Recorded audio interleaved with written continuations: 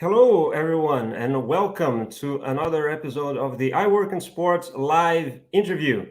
This is the show where we talk to accomplished sport business professionals who come here to share their knowledge, experience, tips, and advice in order to help you succeed in your career. If we're just meeting, my name is João Frigerio. I'm the founder of iWorkinSport, and I want to thank you for being here with us today. Is it the first time that you're joining our live interviews, or are you coming back? Let me know in the comments. Also, it's always good to know where you're watching from. If you're watching the replay, also leave a comment. We'll check all of them. If you're coming back, I assume that you like it. Hit that like button, subscribe, hit the bell icon so you don't miss any of our videos.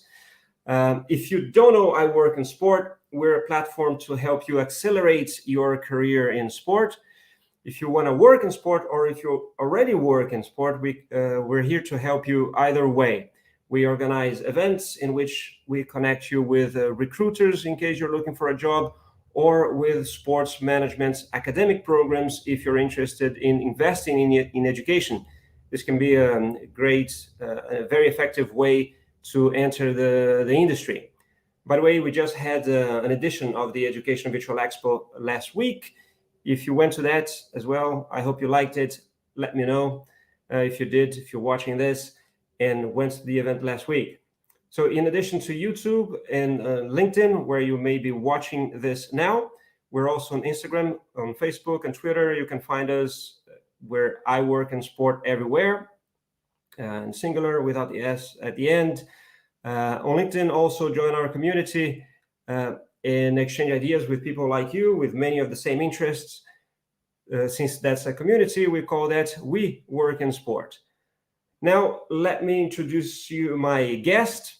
Today, I'll have the pleasure to talk to Terence Burns, without a doubt, one of the biggest names in the sports industry if you're talking about sponsorship strategy or bidding for major events, major sports events. I'll ask him to give us a summary of his career, which started in, I think, early 90s when he was responsible for Delta Airlines sponsorship of the Atlanta Olympic Games. But I can already say that he's got a very impressive track record, as he was instrumental in the winning bid campaigns of 5 Olympic Games, among some other important campaigns. There is a lot to cover. He's also held an important position at the IOC's old marketing agency, Meridian, which is now the IOC's TMS. So there's certainly a lot to learn from him. So I can't wait it. I will get Terence to join me right after this.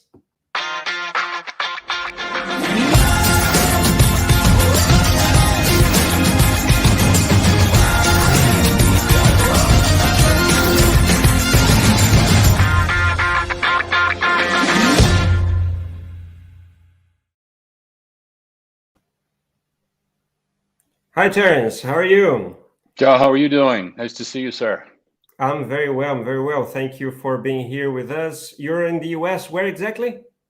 I'm in Santa Fe, New Mexico. It's a beautiful late fall morning here, getting ready for a little bit of snow, we think, in the next few weeks. So 7,200 feet up in the high desert. Great. So, Terence, I'll ask you to start by giving us a summary of your career, maybe telling us what you studied. Just before you do that, I will start already giving a shout out to some people that are connecting and saying hi. We have Oscar Roman here in Barcelona. There is Ahmed Hanafi saying hi from Egypt. There's also Capeto in Zambia. And so Oscar is saying that he played baseball in Hobbs, New Mexico. So he knows very much where you are. So yeah, let's start with a summary of your career. Maybe you can tell us even what you studied and how did you start working in sport? Well, it's I don't want to bore anybody, so I'll make it as quick as possible. I went to university undergraduate school, believe it or not, to be a dentist.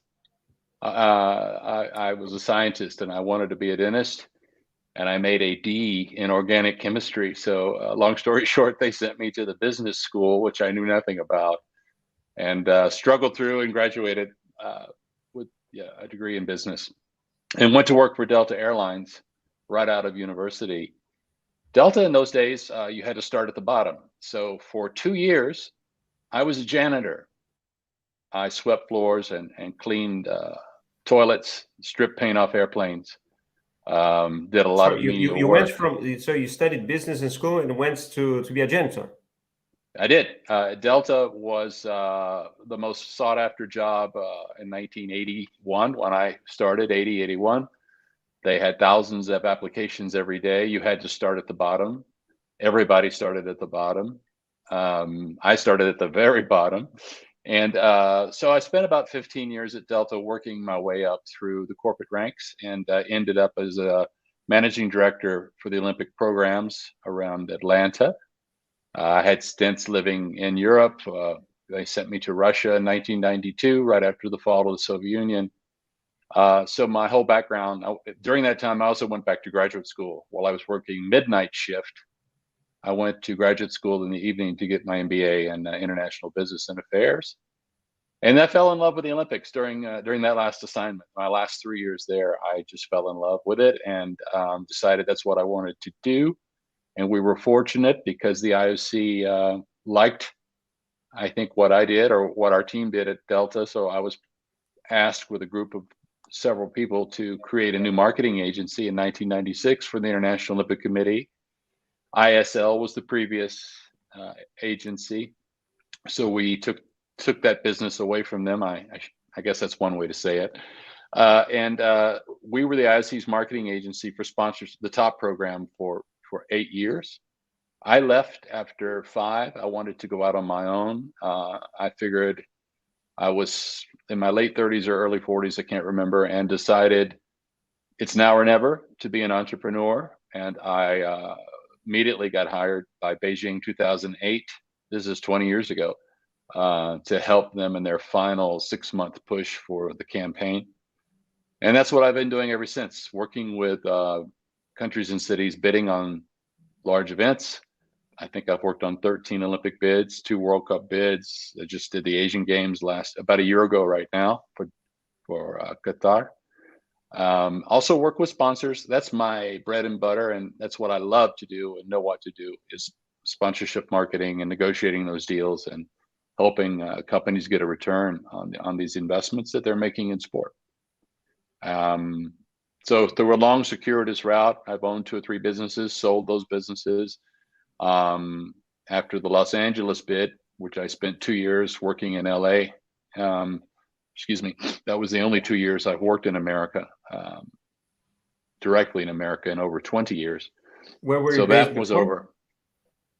My home was in Atlanta. I had a house and a wife and a dog in Atlanta, but I was never there. I literally spent 2 international trips a month every month for 20 years. So, Right. for example, when I worked for Pyeongchang, it was 10 days a month in Pyeongchang for 2 years. I worked for Russia. I've done 6 bids in Russia. It's literally half a month there every month that was 10 years almost, all these years in Russia and China and Kazakhstan, and you just go down the list. So working in America was new for me. It honestly was a bit of a culture shock to come back and work amongst and with Americans for 2 solid years. Right. But after the LA bid was over in 2017, I went back. I left Teneo, the company with whom I was working, and went back to my own shop, TBSG, T.Burns Sports Group. Great. And Terrence, so you, as you said, you wanted to be a dentist. My wife would like to know that. She is one. And, is she a dentist? Awesome. And then, well, you went and studied business, if I understood correctly, and then you go to Delta. As you said, you started very low, slowly moving your way up. And when did you actually get to start with then marketing and sponsorship? How do you do that leap? How someone that's so I understand that you didn't study anything on sponsorship or marketing specifically. How do you do that transition to get to work with sports, which is, I understand, something you love?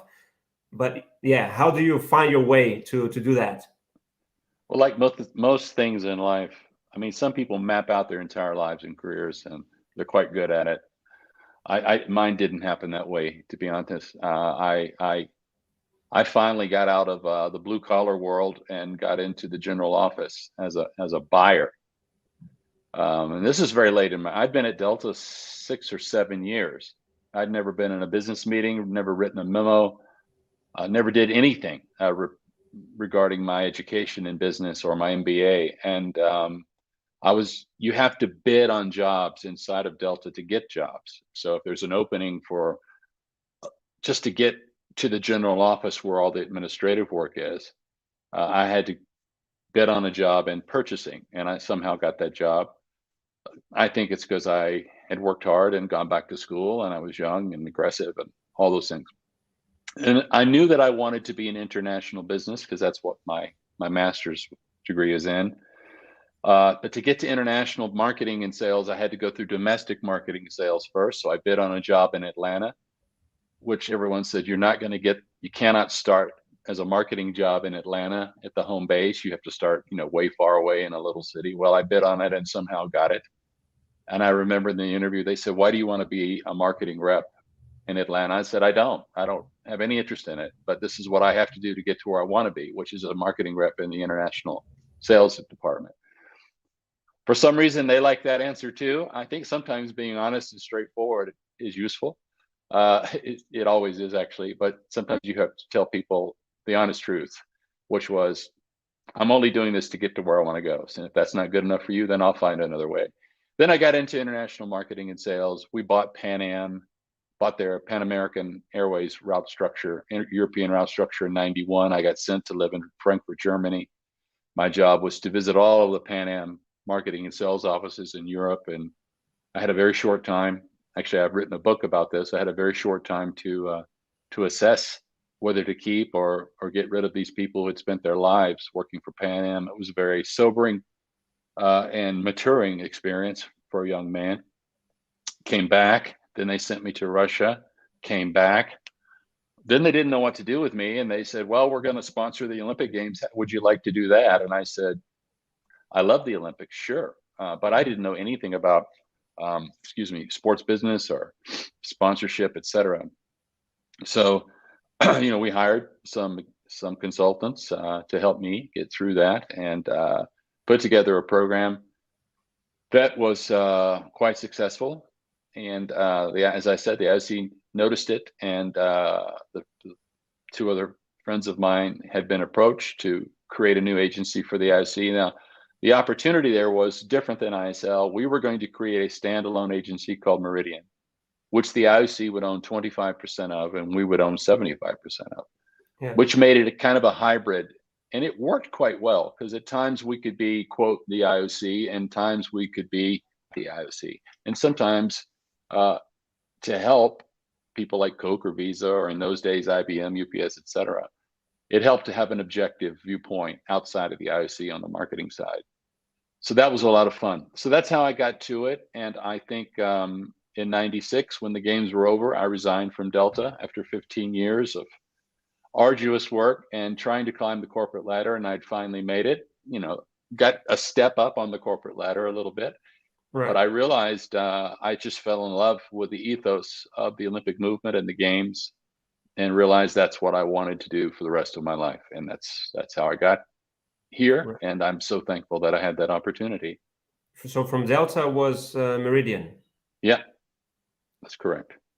Very cool. And so we will, I think, go back to a few steps of your career, because I think those are super important, especially the time at Meridian, the work that you did with the IOC, when we talk a little bit more about sponsorship. But maybe tell us what you're doing now. What is your sort of job like now? Paint a day in a life, because you told me that you spent many years just traveling a lot. As you said, You had an address there in the US, but you're traveling all the time.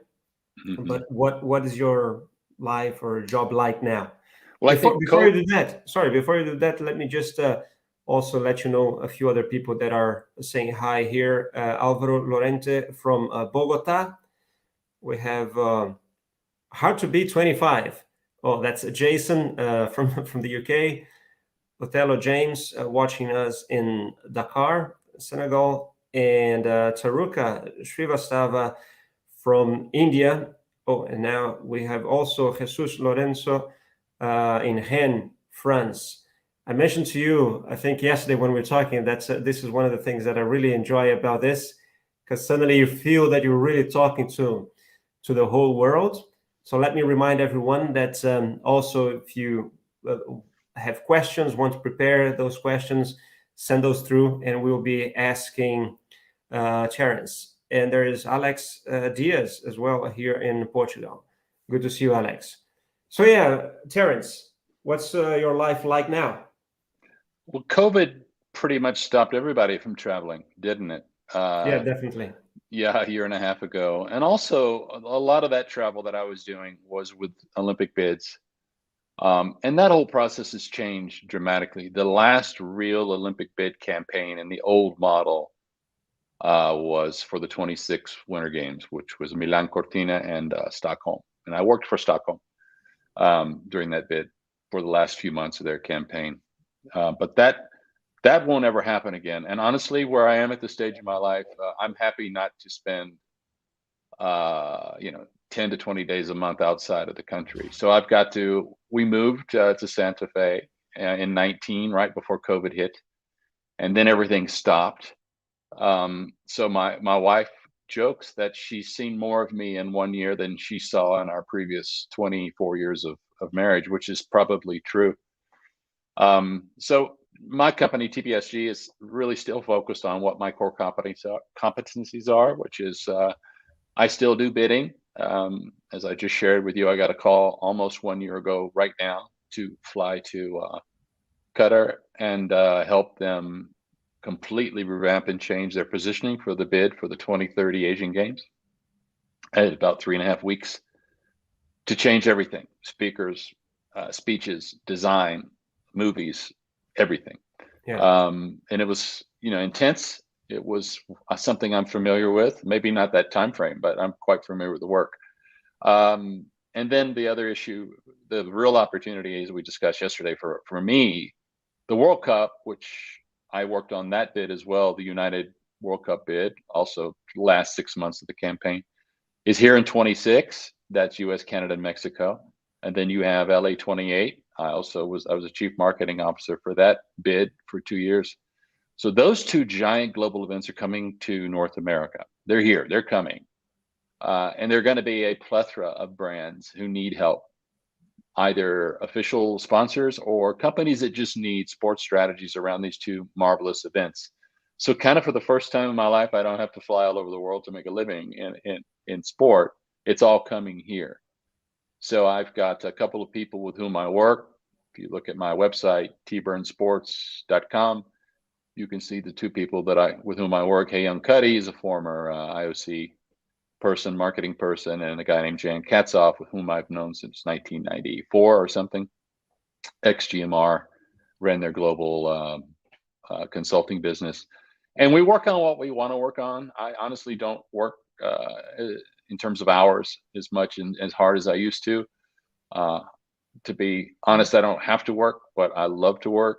I know how to do what I know how to do better than I've ever known how to do it. So we'll see what the next few years bring. I don't want 120-hour weeks anymore. Don't need to, and I won't. But I want to pick and choose what I want to work on, things that matter. Right, and Terence, if as I said, we talked yesterday. I was also reviewing a bit of your career, and I don't know if you want to mention every place that you worked, but I noticed two very sort of distinct phases. One is when you do your first sort of sponsorship job with Delta for the Olympic Games, and then you formed Meridian, which was the IOC's marketing agency, and I think you stayed there for about 8 years. Is that correct? 5 years. 5 years. Yeah. And that there is where you're doing a lot of sponsorship work, marketing work for the IOC, right? And then you have a phase where you leave, you do a year with NASCAR, you told me, and then you form your own agency where you work mostly, but probably not only, with bids. Do you want to explain a little bit each phase, and is that correct? And which one you like more? Is that sponsorship, or is that work with bids and promoting cities and countries to host events? Are they similar? Are they very different? What are those like? No, that's like asking which child do you like better? You have more than one child. The IOC job is fascinating because I was brought in as a sponsorship expert because I actually was a sponsor. I did it. I took a sponsorship as a corporate executive and created a plan, and with our great team implemented it, and we did well. So the IOC wanted that expertise in-house so that I could deal with their top partners. We spoke the same language. I wasn't a sports bureaucrat. I actually came from a for-profit entity, and I had to deal with the board of directors, and I had to make money. I was accountable. But while I was at the IOC, actually the first day or second day I was there, I asked Michael Payne, who was my boss, former IOC marketing director, still a wonderful friend, and sometimes we do a little business together. But Michael, I asked him, I said, I've never been a consultant. I have no idea what the hell I'm doing. I guess we should start. May I see your marketing plan? And he said, that's why you're here. We don't have one. You're going to write the marketing plan. I said, fine, I can do that. Let's start with the brand. Let's understand the Olympic brand. And Michael got it, but no one else got it. And it took a year and a half to convince the executive board of the International Olympic Committee, A, that they were a brand, B, that they had competitors, and C, that we had to articulate that brand in business tools and metrics that people like Coca-Cola and Visa, go down the list in those days, could use. Because I had to go meet with the CMOs of all of these great companies. They would lay out their marketing plan. They would give me an instructive presentation on here's what the Coca-Cola brand means. We've done the research. Here are the values, blah, blah, blah. Just stuff you take for granted today as a professional marketer. Well, this was 1996. And the IOC said, we have a brand. It's the 5 rings. I said, no, that's a logo. That's not the brand. So finally, after a year and a half, we undertook another year and a half global brand assessment for the IOC. We did qualitative research, quantitative research. We did focus groups in 20 countries. We did 250 interviews within the Olympic movement. And we were able to finally express to our commercial partners the most important thing you have to do as a business person. Here's who we are. Here's why that matters. And here's how we're going to express it, articulate it to the market, to the world. And finally, I got a standing ovation. I remember vividly giving this presentation in Montreux, Switzerland, to the top partner group. When we finished the work and presented it to them, they actually had marketing data. They knew what a 60-year-old man in Tokyo thought about the Olympic brand, not the games per se, not the rings per se, but the Olympic brand. And I could articulate what a 30-year-old housewife in Senegal thought about it, or Russia, or the US. And it was really, really meaningful to do that. And on the back of that, we created the first ever brand image campaign for the IOC. It was called Celebrate Humanity. And we had Robin Williams do the voiceover for it. And Robin had never done a commercial in his life. He refused to do commercials. We told him about the Olympic brand, not the games, the brand, what it stood for, why that mattered to the world. He fell in love with it. He did it. So that was a great success. And we ran that campaign in the Sydney Games. Hard to believe it's that long ago, but it was. And I could tell that the IOC kind of thought, great, we're done. We've got a brand deck and we've got a campaign. And I went to the IOC literally to be an agent of change. And I left the IOC because I realized I couldn't be an agent of change beyond a certain length of the rope that I was on. It's not a for-profit company. It is a very different entity. And I'm not being pejorative. I'm not saying it's good or bad. I'm just saying I wanted to do more, and I felt like I could be more effective in helping the Olympic brand outside of the IOC at some point. And I'd learned all I could learn being in it, and I wanted to be an entrepreneur, and I didn't want to be a lifer anywhere. That's why I left Delta after 15 years. I certainly didn't want to spend the next 15 somewhere else. So that's kind of that story, how I came in as a sponsorship guy, and I kept that thing at the IOC, but I morphed that job into a brand management practice. If you read Michael Payne's book, his first book, he talks about that time period, and graciously gives me a lot of credit for really pushing the brand piece. So Olympic turnaround. That's the Olympic turnaround. So that's how that happened, and I realized I was good at the brand piece, and I also thought that helping cities win the Olympic Games, that's kind of the first step in brand management. If you think about it, for the Olympic movement, they know that now, but 20 years ago they didn't. But I did, and I think that if they pick the right cities in the right context, that says a lot about the Olympic movement and the Olympic brand. And they're moving, as you know, into that direction, away from the beauty contest, quote unquote, that it used to be to pick a city, which I was a part of for many, many years. Right. And so you don't have a preference, because did you do any sponsorship as well with Helios, or are you totally focused in working with cities or countries? We did a lot of sponsorship. Renegotiated Samsung's deal back in 2005 or 6. We worked with I had an office in Beijing from 2003 to 2009, working with a lot of the Beijing OCOG sponsors. So it was probably 65 to 70% bid business, and the remainder was working with sponsors. I like working with new sponsors, to be honest with you. We did very little top partner work, and I will tell you why, and I don't want to be pejorative here either, but top partners, perennial top partners, have a process that they work through. Right now, my company, TBSG, we're working with Allianz. I love it because they're brand new. They're open, they're listening, they're not afraid, they're not jaded, they're not cynical. They haven't been through 15 organizing committees and know that process. But some top partners just have a kind of a rote process from games to games to games, and they do what they have to do. I don't want to say it's the bare minimum, but they have a process, and they don't really step outside of that process. I find that just suffocating and boring. So I enjoy someone who's never been a sponsor before, where you spend maybe a year just in the education mode. This is what you've bought. This is what it means. This is how it all works. The Olympic movement's quite complicated. Olympic rights and benefits are not easy, because you don't get media, you don't get athletes, you don't get rocker boards, you don't get anything in the stadia.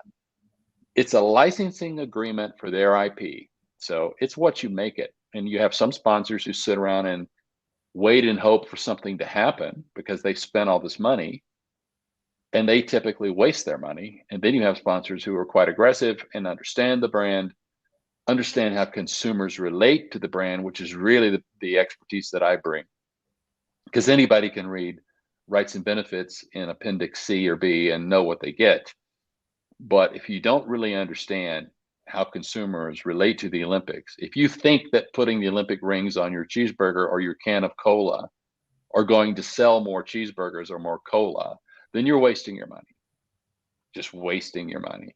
If you can't tell a consumer why your company loves the Olympics and why it's behind the Olympics and what value proposition it brings to you as a fan of the Olympics, then you're not going to be a very successful sponsor. You're just going to be wallpaper.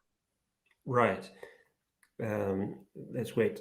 Listen, Capito here just says that what a journey, very encouraging. There is a question. There's a question by Jason here. about career. Jason, just stick with us because I'm going to get to the career questions in a bit. So I'll ask your question then. But Terence, so you mentioned, the top partners now, so how they behave. When you started, working with the Olympics back in the 90s, there was already the top partners. I think they were first created in the 80s, right? That's correct. And it's a 30-year-old program, which is a whole nother discussion. So, well, actually, this is probably where my question is going, because I want to know how. Yeah. Excuse me. Hay fever. Yes. No worries. If you need a time, want to get a handkerchief, we wait. No worries. What I wanted to ask is, so how much has sponsorship evolved, or hasn't actually, since when you started? Yeah. And just, to touch on that, because, we're talking about the top model that exists for a long time, but now you have all these digital assets sort of coming into play as well. So maybe you want to talk about that. I think marketing, sports marketing has evolved. Consumers have evolved. Media has evolved. The route to market has evolved. But if you look at the agreements, they're the same, and they're based on product category exclusivity, which is a slice of sausage, sliced many, many, many ways, as thin as they can get it, so you can have as many sponsors as possible. I personally think that is now past its useful shelf date, to use two grocery analogies in one example. As I said, the top program as we know it is successful. It's approaching $2 or $3 billion in worth on a quadrennial basis to the IOC. It's a lot of money.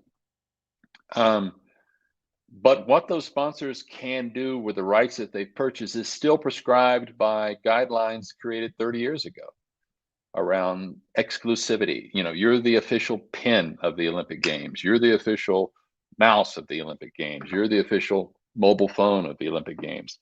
I have seen through the course of my career that those restrictions are really limitations on what these brands can do or could do for the Olympic movement if they had more latitude. Now, you can argue that without exclusivity, it's a useless purchase. And I understand that. And I think that perspective isn't wrong. I just think it's seated in the past. So I foresee a world maybe that everybody that's on this call who's a lot younger than me, and that's easy to be a lot younger than me, in your future careers, you may see, and I hope you do, events or properties, rights holders push that construct of commercial relationships outside of the bonds of this standard rights and benefits agreement around a specific product category. And let me give you one example. When I was working for LA, part of our positioning against Paris and Hamburg and Budapest and Rome was, come on, California is the center of innovation. We didn't even make it a US bid. We made it a California bid for a lot of reasons.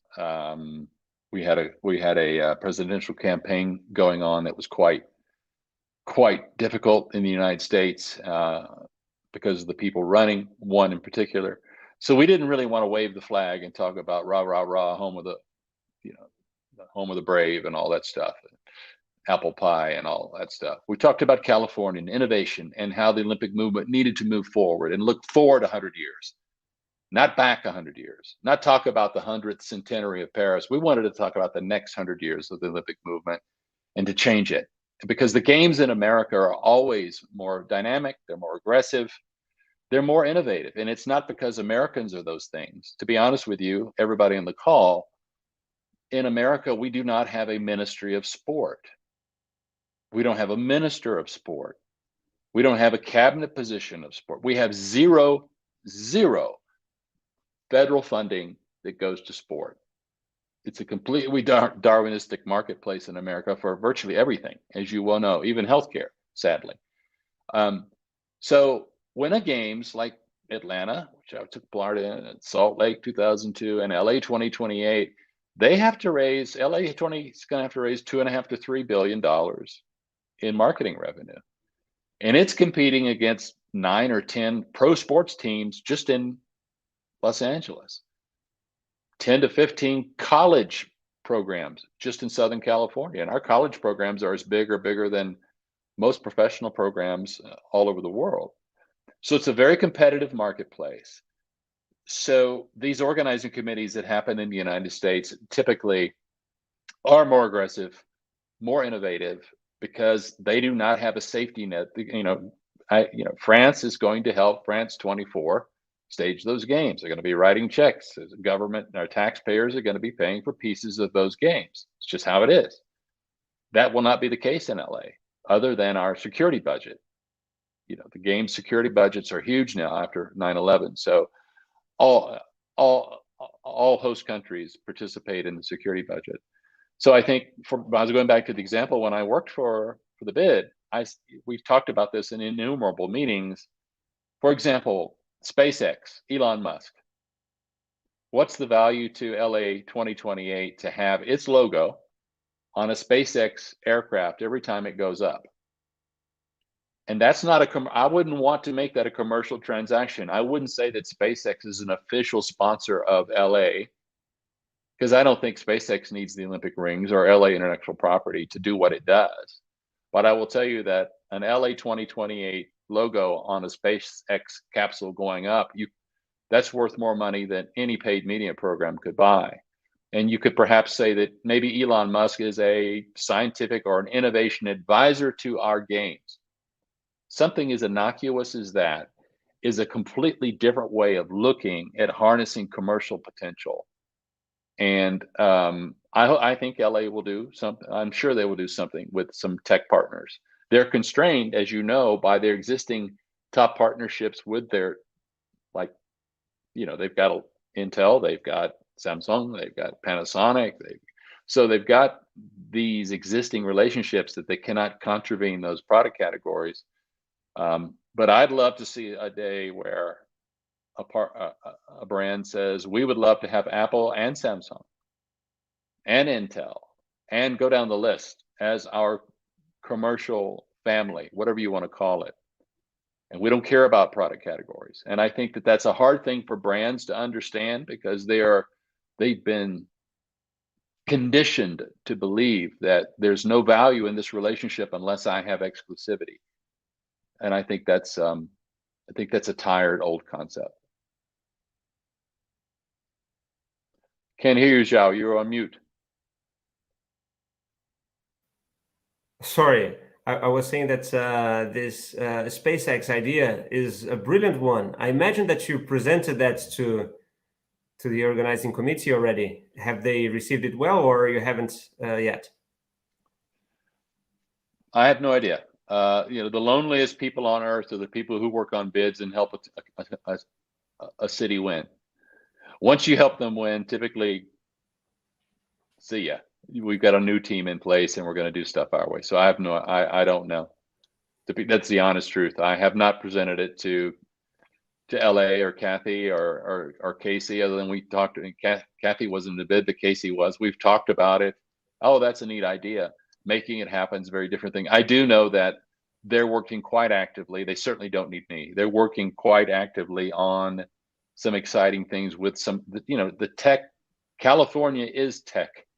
It's home to tech. And Texas is becoming a little bit that way, but California is still, Silicon Valley is Silicon Valley. Now there's a Silicon Beach, as you know, in LA, where a lot of stuff's happening in Southern California. I'm sure that they're looking at things like that and other ideas that are infinitely better and more exciting for them. So it's going to be neat to see what they do in the tech sector. But no, I haven't pitched it to them, and they certainly don't need me. So from what you said, especially about the old model of sponsorship, do you think, for instance, that the top model has its days counted? I don't know. I don't think that the IOC would be a leader in that. The IOC is by definition risk averse. Don't forget, 30 years ago they were bankrupt. they've had a great run with the top program, and if something isn't broke, you don't fix it. And it's a risk-averse entity, and I think that it's going to take a smaller, more aggressive property that's going to move into the direction that I'm talking about, a new world of commercial associations. And I want to get rid of the word sponsorship and just call it a commercial family of brands. And the IOC will probably, bits and pieces, move with that. But remember, they've got deals with top partners out until, I think, 2032. So they can't just arbitrarily stop and start over with something. And they don't want to get sued. You know, these people have paid for, and they're paying good money for rights through 28 or 2032. So I think it's an evolution, not a revolution for anybody. But I do believe with what's happening with new media, you know, this is now the primary screen for anybody under 40 for sure.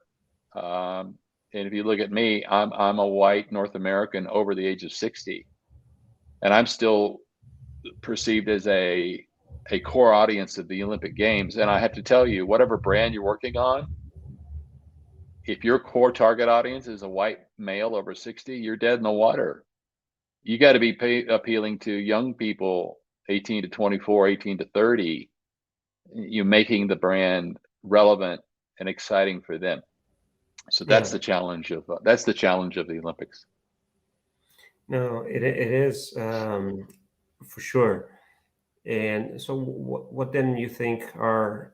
I've been researching about trends and sponsorship, and I read, so PwC had a report they launched last week talking about purpose-driven sponsorship being a trend. I think, you know, storytelling being very important. But one thing that's, I don't know if it goes against sort of what you said, or actually goes in that same direction when you're talking about slicing packages even more. This is what I see, maybe not in the Olympics because they don't have the brands around the field of play. But nowadays, for instance, you have many rights holders selling the perimeter boards. That was, you know, one package. You know, you buy that for the whole thing, wherever that's broadcast, that's where it shows. Yeah. Now digitally, you can even sell those, or the camp carpets to each territory. So they kind of slicing those even more with exclusivity in those territories. Yeah, but you're talking about media rights there, as opposed to sponsorship rights. And I don't think the media rights I think it's even going to get more complicated. But at some point, that screen is going to be so full of stuff that it's just wallpaper that no one can really relate to. And it's like everything in humans, we always go to the edge. Very few humans are proactive and plan enough for obsolescence. You know what I mean? Not even in our own private lives. We change, you know, you change your diet when you have a heart attack. You change your lifestyle when you have a health issue. Very few people start off in their 20s, you know, living clean, working out, taking care of themselves, at least in my generation. And I think businesses are the same. They're going to milk as much money out of it as they can until they start seeing there's a point of diminishing returns. And I think that's with media as well. You can just get bombarded. And I think we're so bombarded every day with every screen in our life with commercial messages. To me, they become banal. I can't differentiate between it unless I have a distinct interest in it. I'm talking about sponsors versus media buys. Right. I think that PwC, as all of those big companies are, McKinsey, PwCs, they're wonderful at articulating the obvious. They're wonderful at coming to these great conclusions that everybody has known for quite a while. Purpose-driven marketing has been on the horizon for quite a while, with the rise of the millennials, which began 10 years ago. And there is no sports brand out there that's more purpose-driven than the IOC, than the Olympic movement. And they still don't understand that. They still do not understand how to take that beautiful ethos of theirs, which is by definition a purpose-driven ethos. It's not to make money. People think it is. It's easy to criticize the IOC, but they put $3.5 million a day, every day of every year, back into amateur sport on a global basis. No one talks about that. No one even articulates that. They do incredible good. And if you could harness that message for young people and they could understand it, that's a very different model than the NFL. Sorry. It's a very different model than MLB, Formula One, Champions League. It's just different. Yeah. It's a humanitarian model. And I think that, as we were talking about bidding, I teach too. I taught a class this week at NYU, almost a 2.5 hour class, and I bet you two hours of it was Q&A, which is the best part of this, and then I'll quit talking. But bidding for big events, it's no longer about legacy and sustainability and all those tired things that were 10 years ago new. Now they're expected. I think that future bid cities are going to have to talk about things like social justice, income inequality, environmental issues, things that are important to young people today, that are really important to the world. Sport has got to keep up and catch up. And some brands talk about those things, but they don't really believe it. And it's just a PR exercise. But the IOC does it every single day. Every single day. They are pushing for gender equity. They're pushing for social justice issues. They're pushing on the environment, trying to make the games green. Those are real things. So I think going forward, these cities with whom they're speaking for future Olympic Games, be it winter or summer, they're going to have to articulate a value proposition to the world. And there's a piece I wrote in Sport Business back in January called Rethinking the Global Event Narrative. And it was after I returned from Doha, and I realized that I had stumbled upon a truth that they had to articulate value propositions back to the world, not just about the event, not just about sport, not just about even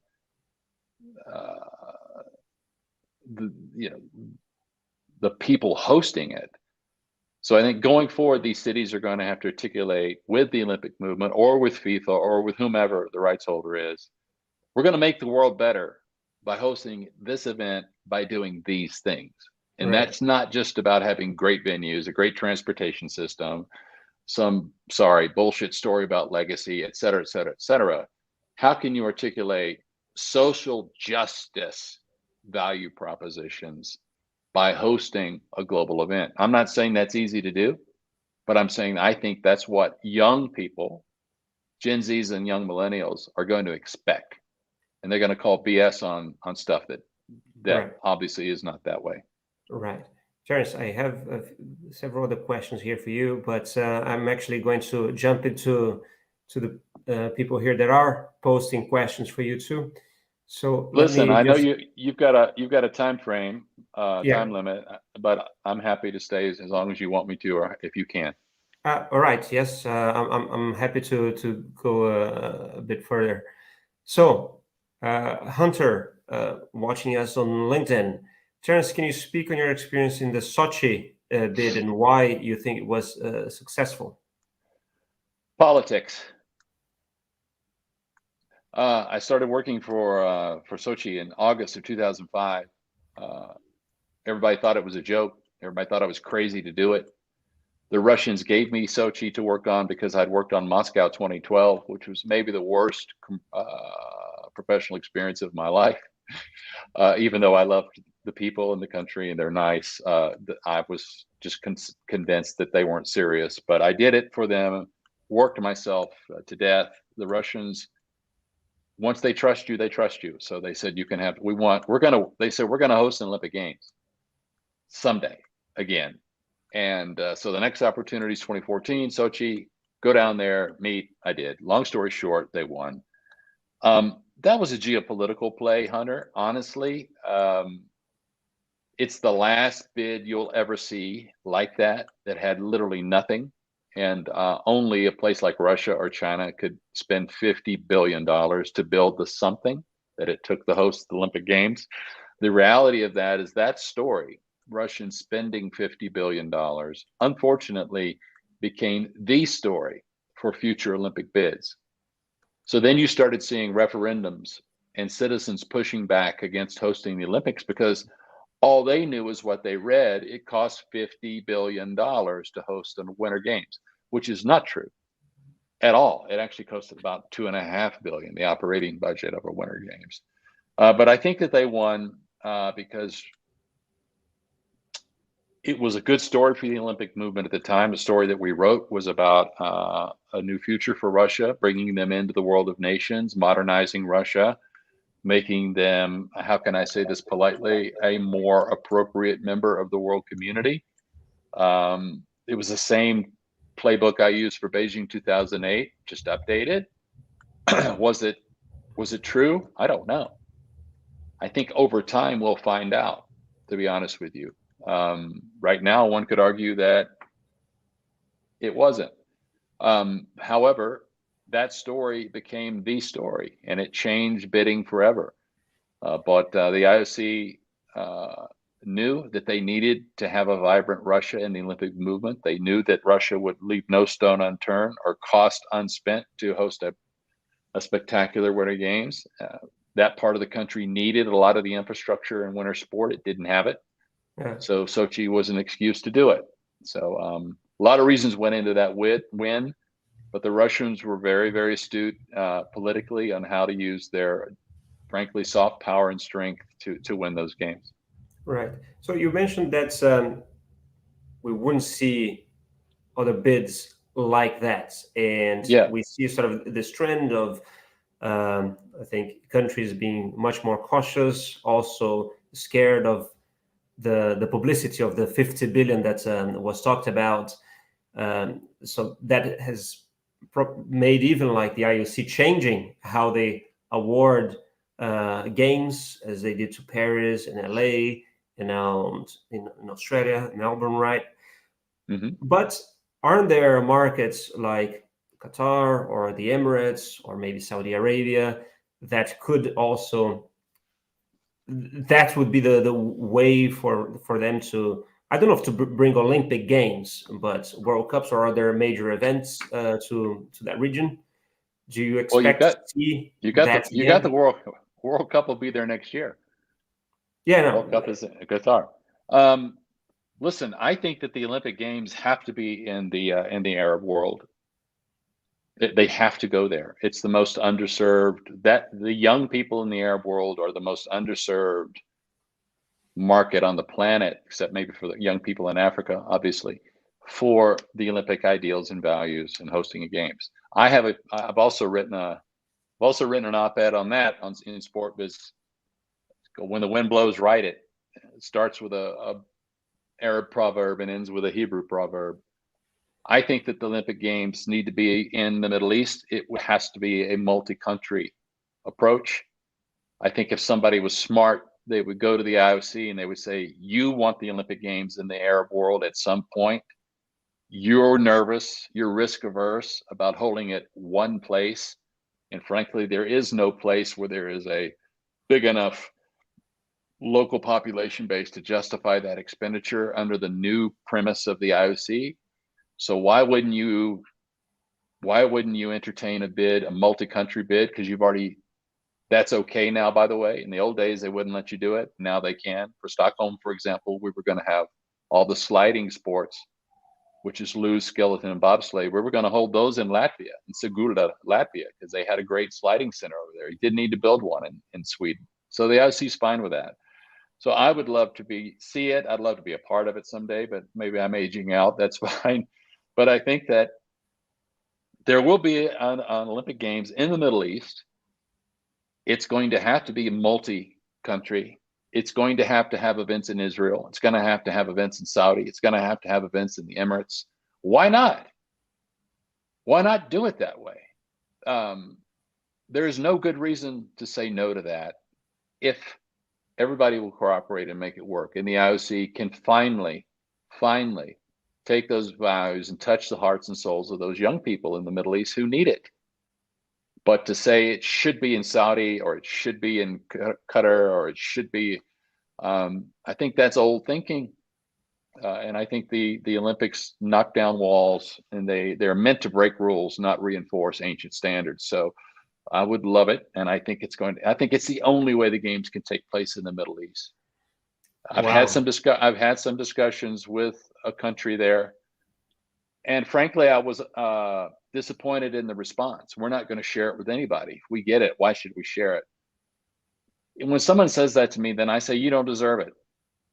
You don't understand it. If that's your point of view, then I hope you don't get it. And if I have a way, and if I have a way to beat you, I'll beat you, because that's not what the Olympics are about. They're not about, this is mine and I'm not going to share it. That's insulting, frankly. Wow. You can see I'm passionate about it, but now I can. That's how I feel. That's how I feel, and I may be wrong. I've been wrong a lot, but I don't think I'm wrong on this one. No, listen. You know that much better than I do, of course. But when you're talking about, of course, some multi countries hosting Olympic Games, that's fine, good. But then when you put Israel in the mix, I said, wow, that's bold.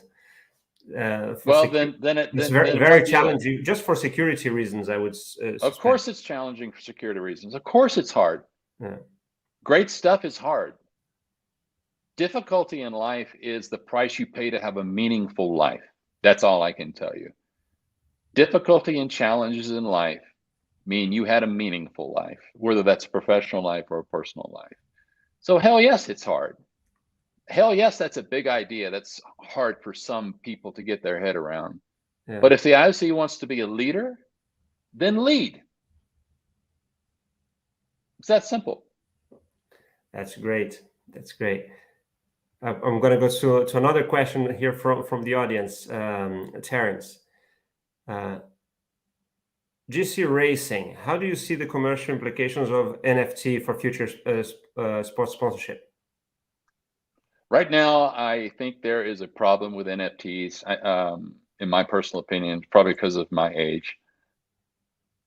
Do you know how much energy it takes to generate one NFT, sell it, keep it, let alone thousands, millions of them? I think until that energy construct is solved, I think there's a limited market beyond the curious and the odd collector. Because right now, it takes a lot of energy, destroys a lot of things in the earth to do that. It's like crypto.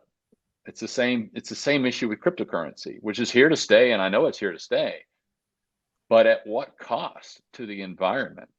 So NFTs are cool. I don't want one, but I can see why people do want them.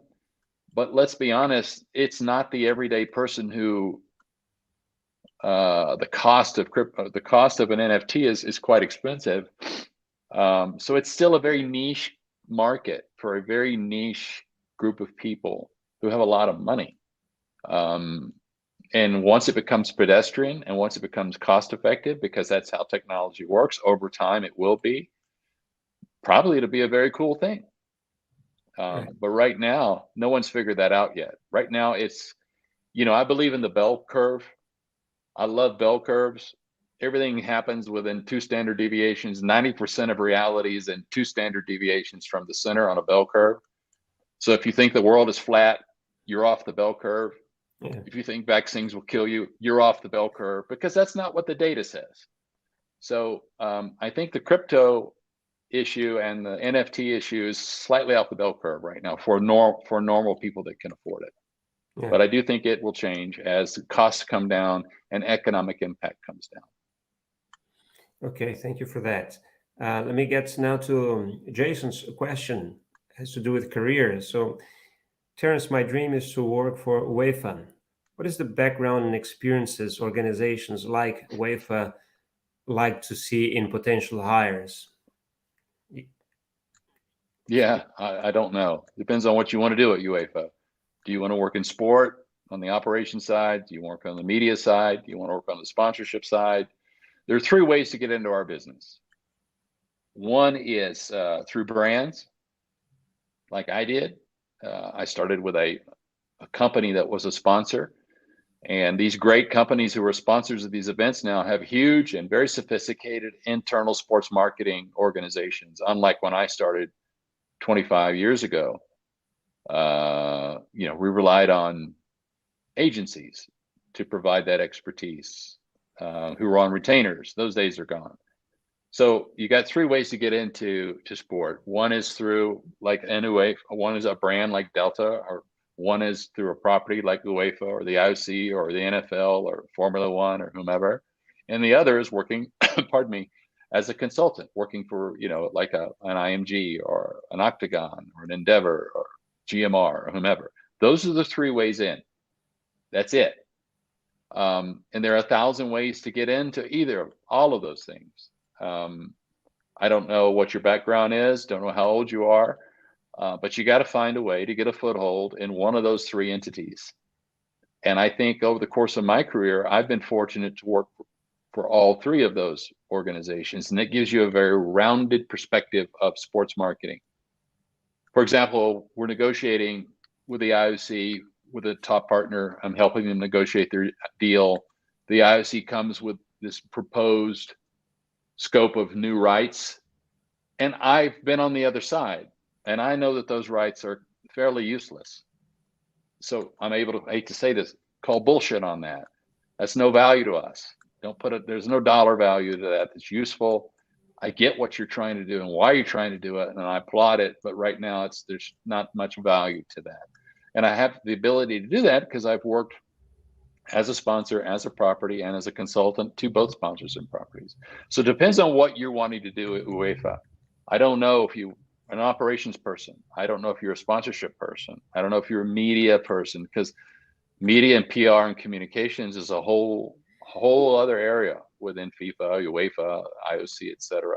So you need to figure out a way to get in on the ground floor and just get working. Your first few jobs are not going to make you rich. First few jobs are probably not going to fulfill you professionally, intellectually, but you've got to have a track record of doing something somewhere. And sometimes that's interning, something like me. I was a janitor for 2 years. People ask me, how did you get your job? I always tell them the honest to God truth. I was a janitor. And then I was a tool room supply attendant. Then I was a buyer. Then I was I did whatever it took to get to where I wanted to go. And I didn't mean I started out. I'm not an overnight sensation. Let's put it that way. It's taken 30 years to get to do what I'm doing, because I've done a lot of stuff for a lot of people. And what if I flip the question a little and actually ask you from, where you're sitting, where do you think, what are the skills that are more sought after at the moment? Or what are companies or federations or the businesses are looking for more? I mean, maybe digital, maybe sales, maybe whatever. Where do you think that opportunities are at the moment? Well, I'm a little bit weird. I always hired the person, not their education or their experience. I wanted people who were curious, aggressive, team players, willing to take risks. I didn't care if they had a degree in sports marketing or art history, to be honest with you. I didn't care if they went to Harvard, and I've hired Harvard people, or didn't go to college at all. I've hired people without college degrees. I try to hire the person. I think it's really important for young people to understand that, as much as you don't want to hear it, and I didn't want to hear it when I was young, you got to pay your dues. You've got to start whatever somebody wants you to do. If you want to work there, do it. If you want to work at UEFA in sponsorship, but the only job they have to offer you is something that's not sponsorship, take that job. Then bet on yourself that you're going to make it. Now, I could tell you that it's great to have a background in digital marketing. It is. It's great to have a marketing degree. Maybe. I've got one. I've got an MBA. I'm not sure how helpful those were to me at the end of the day over the course of my career. Other than a general understanding of business and what businesses do and how they're structured and what financial documents look like, but I don't ever touch financial documents. I'm not an accountant. Right. I think showing potential sponsors or potential employers that you're willing to start at the bottom, that you're willing to learn, that nobody owes you anything. I interviewed a guy 2 years ago, 22 years old. He said, I want to work with you, but I need $125,000 a year to start because that's what I'm worth. I said, forgive me, but what have you done? What have you done that you think what have you done that you think makes you worth 125,000? Well, I went to this school. I said, your dad paid for that, or mommy. Well, I volunteered, for a pro team in the summer. I said, yeah, you handed out T-shirts. I'm still asking, if you'll give me a reason why you think you're worth $125,000, I might consider it. But he literally said, well, if you won't pay it to me, someone else will. Thank you for your time. I guarantee that dude's still looking for a job. I guarantee I guarantee he ain't making $125,000 as a 22-year-old person. So yeah. I think a dash of humility is always a good thing. I think showing people that you're willing to learn and to pitch in and do whatever is necessary to make their enterprise successful, that's the secret sauce. It's that simple. It really is that simple. But if you have too high opinion of yourself, if you have mismatched expectations with how the world really works versus what mom and dad have told you your whole life, or whatever school you went to led you to believe, I like people I like the person who frankly is humble and is willing to bet on themselves and doesn't think I owe them anything. Definitely. I think this is a generational thing. Nowadays, it may be a generational perspective, but it's also a generational reality. Yeah, no, I totally, and you're gonna agree with you. If you don't get that, if you're 24 years old right now and you don't understand that value proposition dynamic, just because the world is different than it was 30 years ago, it's not different in that perspective. You eat what you kill. That's a reality in life. If you can't produce, if you're not willing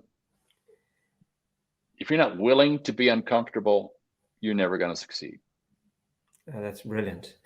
Listen, Terence, I have two more here. One from Ahmed, who just wrote a message here, and then I have an easy one to finish with. Let me get Ahmed's question here on the screen. He's currently doing the FIFA Master. He's from Uzbekistan. He's a student. Mm-hmm. Could you please elaborate more on insurance policies and strategies for international sport competitions of the bidding countries these days? I'm not sure I understand the question, although I will tell you that insurance strategies have changed dramatically for large-scale events due to COVID, due to Tokyo and Beijing. Well, since 9/11, and then... Yeah, but they've manifested due to COVID, really. You got two Olympic Games in a row that have little to zero international participation from the sponsorship group. Allianz is my client. They're not taking any international guests to Beijing because they can't. And that's one of the biggest value propositions of rights and benefits you get as a top partner, is entertaining guests at the games. Sorry, how is that being negotiated then? So the sponsors that's bought that can't take their sponsors there. Is it being thrown back as a discount for a next cycle? No. Some people are trying that, but that's not going to work. You're looking at a lot of different types of make goods. We negotiated some for Allianz, and they're proprietary, so I can't talk about them. Right. But the IOC is definitely not going to say, if you renew again, you get a 10% break or whatever. They don't like giving money back. Well, like they like to do is create different value add propositions to make up this. You give me a number that you think it costs, and then we'll negotiate whether that's real or not. And then we'll find a number, and then we'll come up with some extra value and extra rights and benefits to make you whole. It's a very imprecise process. And honestly, I don't think it's right or fair for top partners top partners generally want it one way when it's to their benefit, but not parity when it's to the Olympic party's benefit. What I've told my commercial clients who were involved in the Olympics, do not use Tokyo or Beijing as an opportunity to stick it to the IOC or to stick it to Tokyo or to stick it to Beijing. You bought a relationship, and the relationship is over many games. And there's going to be a time where you need the largesse of the IOC. You're going to need their understanding outside the construct of your rights and benefits. So understand that COVID caused this for the entire world. And no, you're not a victim. The whole world is dealing with this. And yes, part of your value proposition has been affected, but if you're really smart, you'll figure out a way around that and how to use your rights and benefits in another more useful way to add value. But I think that I don't want a business partner who the first time something goes wrong, they come to me and want recompense, or they try to use that situation to make it a difficult situation for both of us. That's not partnership. And I think Tokyo and Beijing are testing what a real partnership is for Olympic sponsors. And I think the smart ones are saying, okay, this happened. It's unfortunate. Here's the situation. So we'll work around it and do the best we can, because we know the IOC and Beijing and Tokyo did the best they can.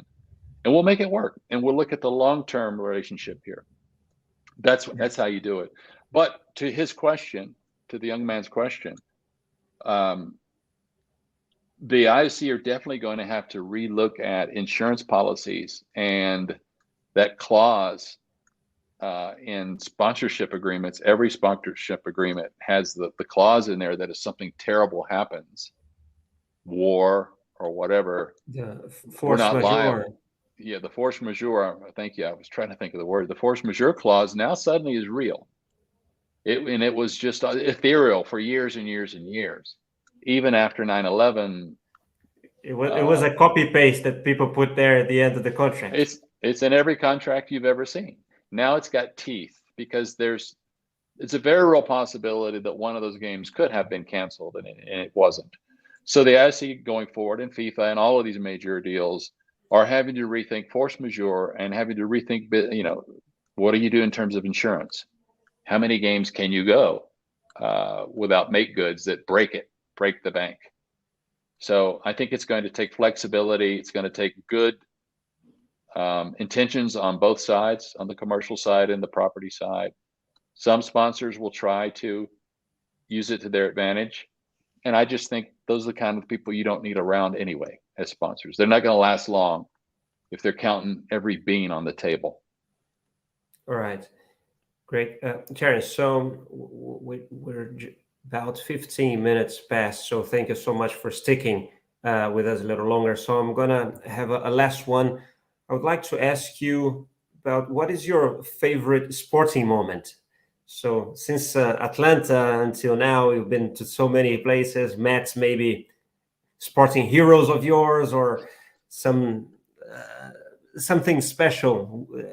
Maybe you already told some friends about it. You have a favorite one, or I have a favorite.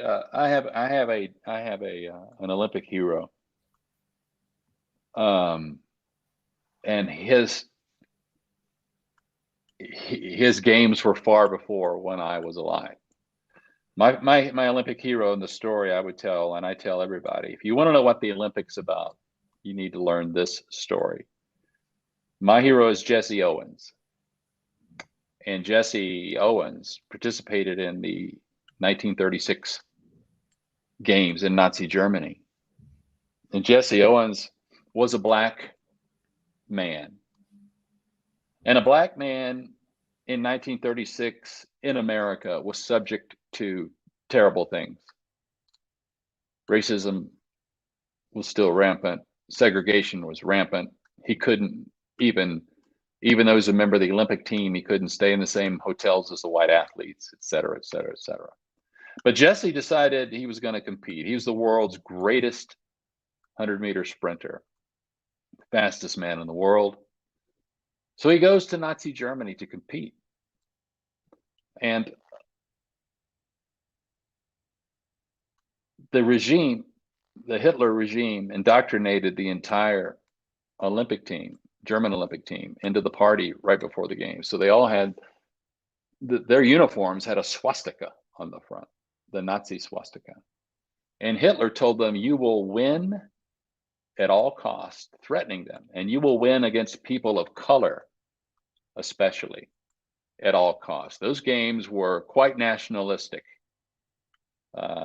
Those in the 2008 games in Beijing were very nationalistic, but not for racial reasons, but for national pride reasons. But so Jesse goes. And Jesse was also a very good long jumper. Maybe not the world's best. The world's best long jumper was a guy named Lutz Long. Luzlong. Lutz Long. And Lutz was going to win the gold medal. He had to win the gold medal. And Lutz was a tall, blonde, Aryan German kid. And on the day of the preliminaries, Jesse Owens was doing his run through. He didn't actually know he was in the live preliminaries. So he still had his warm-up pants on. And he went walking down the track and he stepped into the sand pit and he heard the horn. That was your first attempt. You only have 3. He didn't even know. So he goes back, takes off his warm-up pants, goes running down the track, leaps, and he fouls. His foot goes past the white line. Second attempt. Lutz Long is watching this.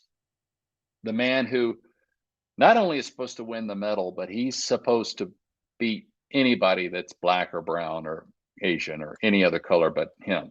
Look like me, white. Lutz Long goes over to Jesse Owens and he said, you're a great athlete. Let me show you what we do when we're in practice, when we're practicing, so that we do not step over the white line. So Lutz Long takes a towel from around his neck. He walks to the end of the long jump track, places the towel a few centimeters behind the white line. And he says, Jesse, go ahead and do it. Run and jump from my towel. So Jesse takes off on his third and final attempt to get into the finals, leaps, doesn't foul, makes it into the finals. That's a great story. But it gets better. The next day is the finals. It's down to 2 jumpers. Lutz Long is kind of almost already won, but there's 1 jumper left. Who do you think that is? It's Jesse Owens. So Jesse runs down the track. He leaps. I don't know if you've ever been to Olympic Stadium in Berlin. It's still there. It's beautiful. It's a giant Roman-looking thing. And if you read the written accounts of the day, they, by the way, the German public loved Jesse Owens. They loved our black athletes, and much to the chagrin of the Nazis. So Jesse Owens goes up in the air, and it's 80,000 people took a breath. It was just silence. And this films of this. You can see him going through the air, and he lands. And they measure it right there, and he wins the gold medal, not Lutz Long.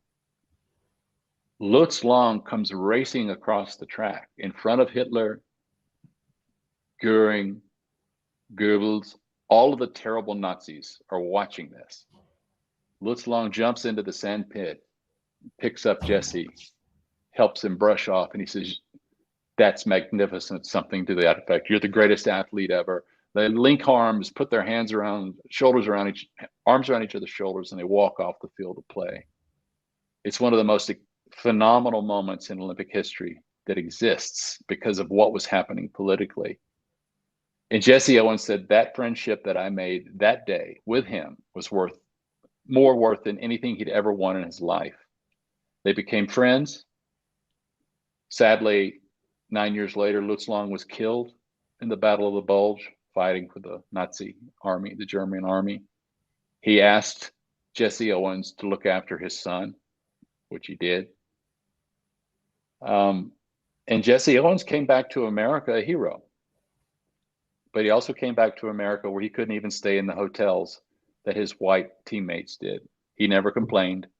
He never made it an issue. He was proud to support his country. But that story between Lutz Long and Jesse Owens is the most magnificent example of Olympism that I've read about. I certainly wasn't there, but to me, that's what it's about. That's great. So someone, Revista Lebre, says, great choice. This long advice and sympathy for Jesse Owens was one of the most iconic Olympic moments. No question. That's great. That's great. I get goosebumps still every time I tell the story. I get goosebumps. I can see. It's super nice to see your passion for the Olympics, for the games. Okay, Terence, this is it. We're getting to the end. I want to thank everybody. Actually, before I do that, I want to ask you to recommend a book to everyone that is watching us. I love books. Of course, if you would like to recommend a podcast or a YouTube channel as well, if you're into those as well. But yeah, maybe you would like to recommend a book to people that are watching us. Sure, I'd be happy to. I won't recommend my book because it's not about sport. What's the name of your book? Emissaries Tales. It's on Amazon. I would recommend. I'm sure a lot of people have already read it, but Shoe Dog by Phil Knight is absolutely one of the best sports books, but life books. And if you want to know how hard it is to make it, you look at Phil Knight, you think, oh, he's a billionaire, he's done all this. You read how he had to start that business. Yeah. And I will tell anybody that's young on this call what he went through, the trials, the tribulations, the failures, the struggles. You ask anybody who's successful in business at the end of their career, that is the story. Nobody starts off with a gold spoon in their mouth. Very few people, unless they're born with it. Yeah. I love that story because of his pluck, his desire. He didn't give up, his persistence. He's a genius, yes, but he's also somebody who is willing to work hard. If you'll work hard in life, that's more than halfway there. Great book. He didn't go asking for 125 grand for internship. He did not. He did not. All right, Terence, thank you so much. And thanks to everyone that participated. Thanks for the questions, for the comments. That's always, great to see people from all over the world posting here. And listen, I hope to be able to meet you in person soon. Yeah, it's been a while. Of sport accords and other conferences, we would bump into each other and meet. But who knows? Traveling is kind of coming back. Although you're not traveling that much, I might go to the US early next year. Who knows? It would be a pleasure to meet you again. You come to Santa Fe anytime. We have the best margaritas and Mexican food in the US. It's an amazing little town. That's right. Thank you, Terence. Just stay there. I'll come back to you once we finish the broadcast. Thank you. Bye, everyone. Thank you, everybody. It's a pleasure.